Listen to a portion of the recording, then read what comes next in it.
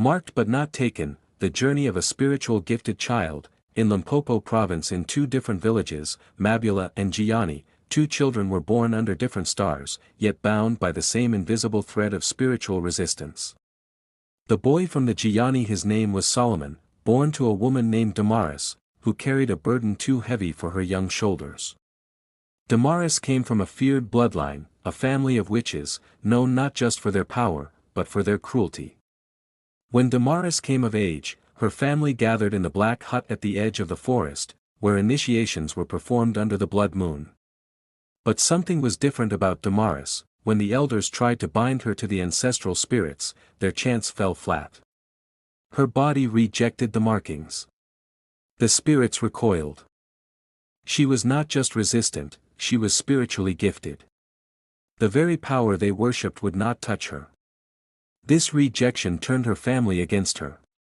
She was cursed, not only with isolation but with a slow torment.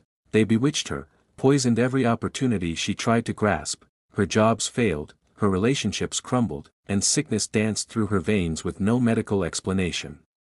Still, Damaris held on, raising Solomon with love and stubborn hope. But hatred festers, and her family found a crack. They manipulated an ancestral spirit, turning it against her. The very spirit that once protected her now punished her.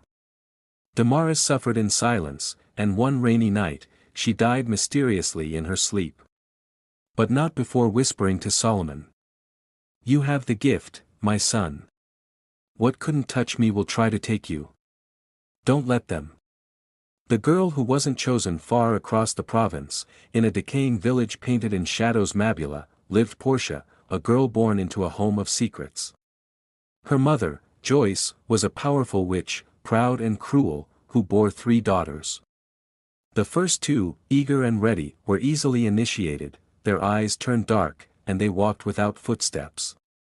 But Portia, the third, could not be marked. When Joyce tried the ritual, her daughter would scream, not in pain, but in a voice not her own, a voice that warned and defied.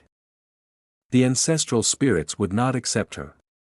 From that day, Joyce's love rotted into hate. She called Portia a mistake, a failure. The girl was starved, beaten, and told every day that she was worthless. But Portia grew strong, not in body, but in spirit. She began to dream of fire, of cleansing waters, of voices that promised protection. She, like Solomon, was born resistant. Damaris was a woman who loved deeply, too deeply, her family used to whisper.